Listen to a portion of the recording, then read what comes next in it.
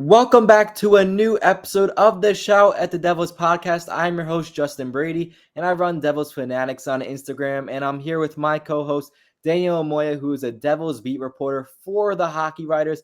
And Devils hockey is back in our lives. The Devils kickstart their season with the first 3 games all on the road, and they ended up going 2-1 in the stretch, a pretty solid stretch overall.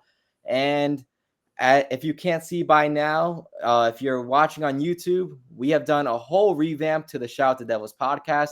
New graphics, new thumbnails, new logo, new everything. And it's going to be a whole different viewing experience and also a whole new listening experience for you guys on Spotify and Apple Podcasts as well. We're trying to make this the most premier Devils podcast possible out there. And most importantly, we're trying to be consistent, which we haven't done as well in the past. So our goal is to do 2 to 3 episodes weekly for you guys. And let's get right into it. The Devils tonight won 3-2 over the Columbus Blue Jackets, a team that is very underrated in my opinion. Daniel, what are your initial thoughts on the Devils win? Yeah, I mean, it's not always going to be easy, right? And tonight just showed that. Jake Allen kept the Devils in the game. The first period, I believe halfway through the first, the Blue Jackets were on pace for 73 shots. I mean, the Devils just got simply outplayed, but sometimes you're going to need your goalie on a certain night to step up. And that's exactly what happened. Jake Allen was phenomenal, did not give up a single goal in that first period. And then the Devils got their feet under them. Much better second period. Timo Meier scores a power play goal in the dying seconds of that power play to put the Devils on top. And I mean, that's a huge thing. Timo Meier, we know, we've talked so many times. He shows up in March. Is he going to show up before then? So far, he has. He's a point per game player right now, goals in back-to-back games. And we know that Timo Meier is capable of single-handedly carrying an offense on any given night. So that's big if he's going to start going earlier in this season. Columbus fought back pretty bad giveaway by Jack Hughes and Kirill Marchenko. I mean, he just doesn't miss on breakaways. He's such an underrated player, really fun to watch. But settled in there, and the Devils were able to grind out a 3-2 victory. There's a pretty wild sequence. Dawson Mercer scores off a beautiful feed from Arseny Gritsyuk. Allen made the save on one end, then the Devils went the other way. Here's the call from Matt Laughlin on the radio. Johnson finds a trailer, saved by Allen. That was Fantilli. Devils turn it back. They could have a 2-on-1. Here's Gritsyuk. Goes cross ice. One timer. They score. Dawson Mercer with an assist to Jake Allen with the big time stop. And the Devils come back the other way. It's another power play goal. And it's 2-0. And that was especially big, right? Because the Devils' power play had been faltering to start the season, at least for the first 2 games. So to get 2 tonight, really get the ball rolling, that was a really big thing. And Arseny Gritsyuk continues to shine as well. I mean, everyone talked about his shot. His shot's phenomenal. His shot this, his shot that. All he's shown to me is that dude can dish the puck. I mean, my Lord. Every 2-on-1, it seems like, from preseason on to now, Gritsyuk has gotten the job done, not with his shot, but with his ability to dish. And Dawson Mercer with a great finish as well. He's looked great. Just a lot of positive signs. Unfortunately, some not so positive signs as well, if you want to break those down with the injuries, Justin. No, also, I just want to quickly add the special teams today were amazing. 5 for 5 on the penalty kill.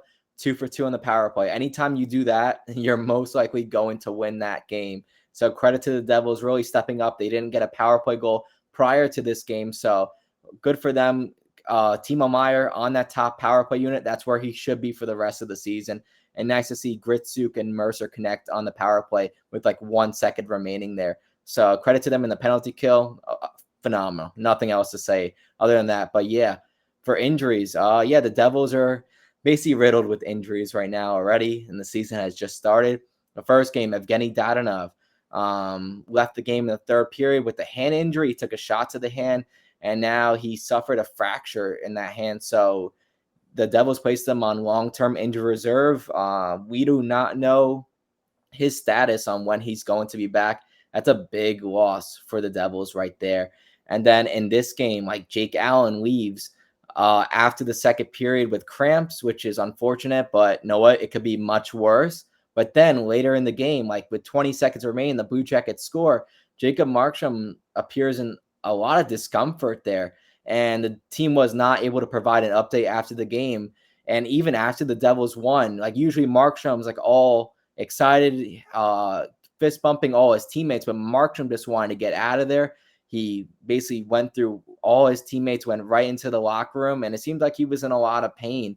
I don't want to make assumptions because I really don't know what it could be, but I really hope it's not anything significant, because just right there, like in this game, Markstrom and Allen both dealing with minor injury or minor, even major injuries that we don't know with Markstrom yet, but that's definitely not an ideal situation.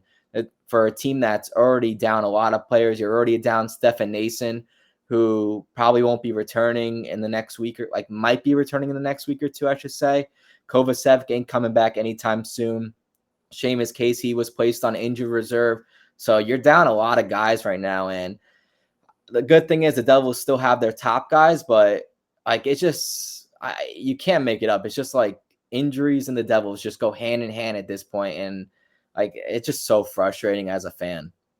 Yeah, it just feels like you kind of have to hold your breath when you watch them, and you almost feel bad for them to an extent, because a lot of them are unavoidable freak accidents, but at the same time, it happens yearly, multiple times a year.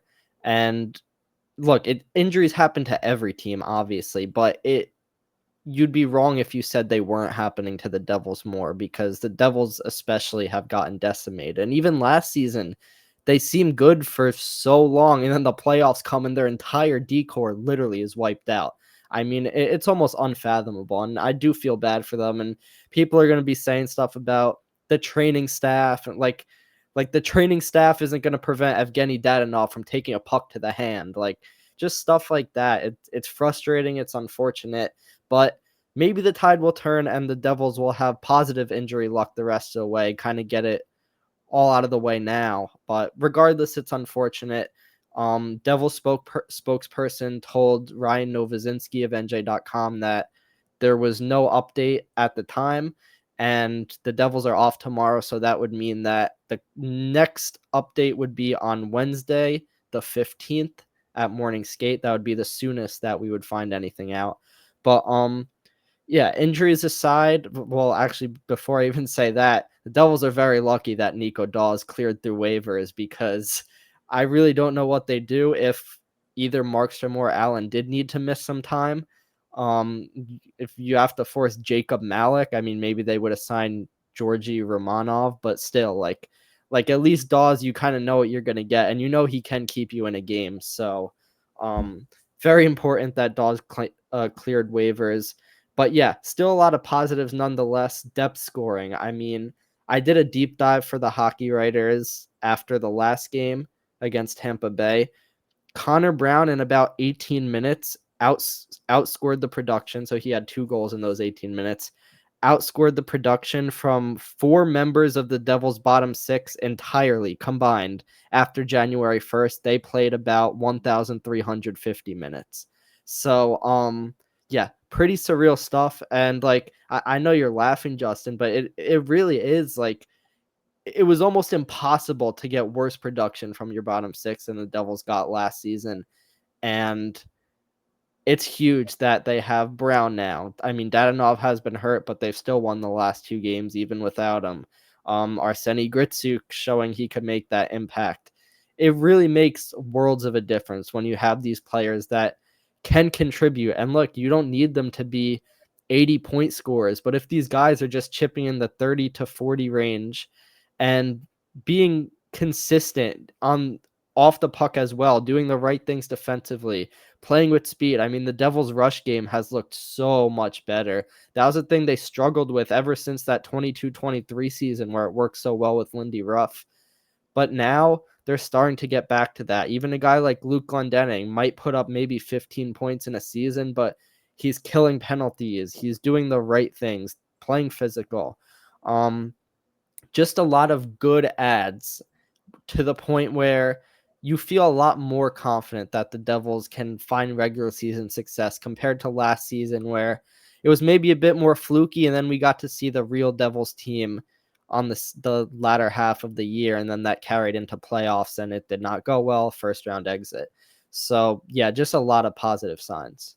I love how you brought up the rush because the Devils have scored 9 out of 11 of their goals this season in the transition, and they're starting to get back to their identity. They're starting to get back to Devils hockey that gave them so much success in that 2022-23 season. And I give credit to all four lines. All of them are working their asses off. They're starting to form a lot of chemistry together. There's no line that you think like, oh, that line looks weak right now. They're not playing up to the standard. Like everyone's playing a role in this team right now. And it's great that you're getting that depth scoring from guys like Connor Brown, Arseny Gritsyuk starting to really chip in offensively. 3 assists in his first 3 career games. That's awesome right there. And all of his passes have been top notch setups. I'm really excited for Gritsyuk. And also I want to give another shout out to Brett Pesce. He's just an absolute warrior on the blue line for the Devils. He's putting his body on the line every single night, doing the right thing, making the smart plays. If there's like a Devils defensive MVP, he wins that award no matter what. Like, he just has such an amazing impact on this hockey team, and I'm so glad that the Devils have him.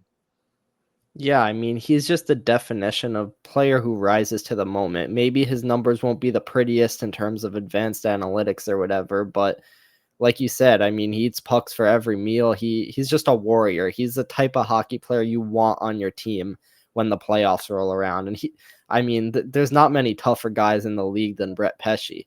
I mean, how many times have you seen him? He took that one the other night in the back, and I thought just by his reaction, I'm like, this guy's going to be out for months, and he's out for his next shift. I mean, it's just truly phenomenal, the stuff he puts himself through to be able to be there for his team. And you could tell by the way all the players love him. I mean, he's just that veteran presence alone really means a lot to the locker room. So it's been kind of cool to see how he's acclimated that well to New Jersey, and definitely going to be a huge piece of any potential future playoff run they have. So, yeah, like you said, a lot of good signs. You're just looking at overall a team that, and I'm not saying there aren't still holes. I'm not saying they're perfect by any stretch, but a team that you feel confident is built to have regular season success, where that hasn't exactly happened in the past. So just a lot of good things. Trying to think of any other talking points. I would just add in real quick, just the fact that after that Carolina game, which was a really sloppy hockey game, the Devils didn't play well at all. They made so many mistakes, too many penalties. And look, Carolina has their number, and at some point they're going to have to figure that out. But after that game, you could have just went into Tampa and totally dropped the ball once again and start off your season 0-2. Tampa is a really good team. Tampa is a team that has had the Devils' number over the past few years now, but the Devils came out flying in that first period, set the tone right, 3 goals in that first period, and they were able to hold on in that third period with that amazing shorthanded goal by Jesper Bratt. And then to go into Columbus, a team that is very underrated. Like, they are a very underrated team. I think they're making the playoffs this year, and they are a very tough team to play when you're on the road. One of the toughest home teams in the league. Even just Columbus, Tampa, and Carolina, those were probably 3 of the toughest home teams that the Devils will see all season long. And to get the fact that they took 2 out of 3 against those teams says a lot about them, and it's very impressive. And I'm sure all those guys are so excited to get back home, and they have a very tough contest against the Florida Panthers, who are a bit handicapped. So that might play to the Devils' advantage. They're down 2 key players there in Barkov and Tkachuk. So hopefully the Devils can take advantage of that. And hopefully the Devils have Markstrom and Allen. We'll try to get an update to you guys as soon as we can. But until then, let's keep our fingers crossed that both of them are okay. Yeah, it's funny you were talking about rolling all 4 lines, and I'm not going to sound the alarms, but Jack Hughes has started off a little slow. You've seen some careless turnovers. He has not scored a goal yet, and it's only 3 games. You know you're a good player in the league when you're getting criticized for not scoring in a 3-game span, but he's just not Jack Hughes yet. But we all know that's going to happen. The Palat Hughes Bratt line was actually by far the Devils' worst line against Columbus, and you know any line with Jesper Bratt and Jack Hughes on it, they're not going to be the team's worst line on 97% of nights. So it's not something I'd put too much concern into, but Jack Hughes is also, and Bratt as well, coming off a major surgery, though Bratt has looked really good aside from the Columbus game. So just something to keep an eye on. I'm not overly concerned whatsoever, but you're talking about this Florida game home opener.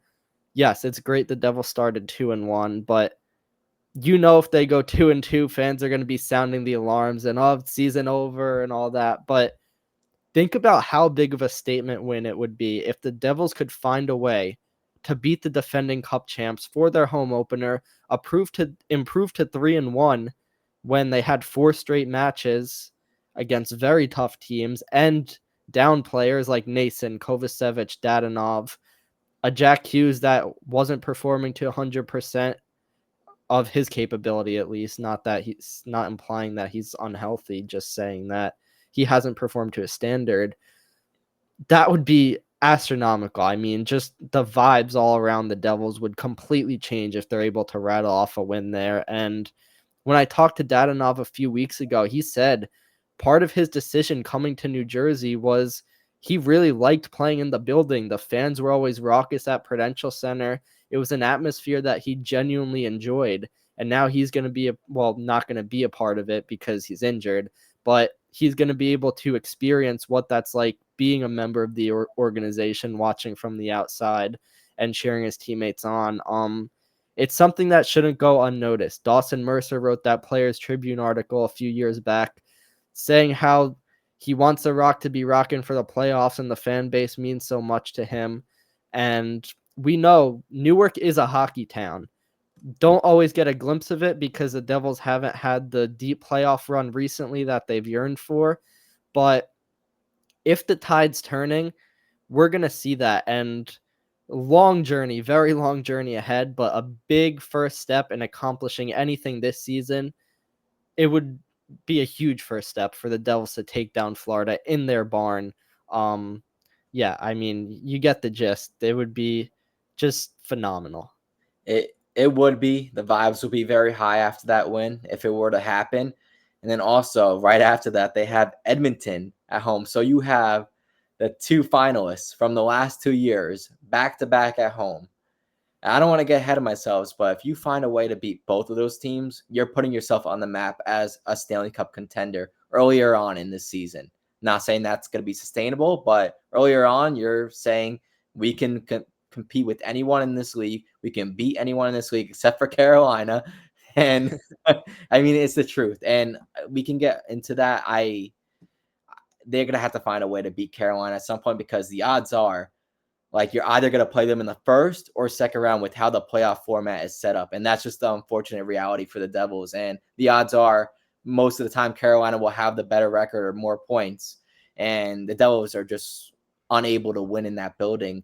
So that's something that they're going to have to figure out some point down the line. But for now, what's in front of you? Florida, Edmonton, 2 massive games right there.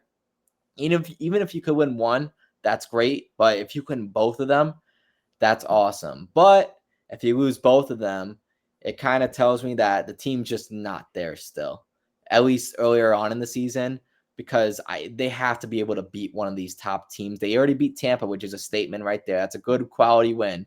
But to beat Florida and Edmonton, 2 of the best out there, if not the best out there, that's a statement right there. And I'd love to see this team win. And what you were talking about with Jack Hughes, fans are going to be concerned earlier on, but this was the same case last year, and Jack Hughes got off to a really slow start last season for his standard, at least. But I'm confident he's going to get back to playing Jack Hughes hockey soon enough. It's just taking him a little bit to get accustomed back playing in the NHL. He missed a crucial month and a half there towards the end of the season.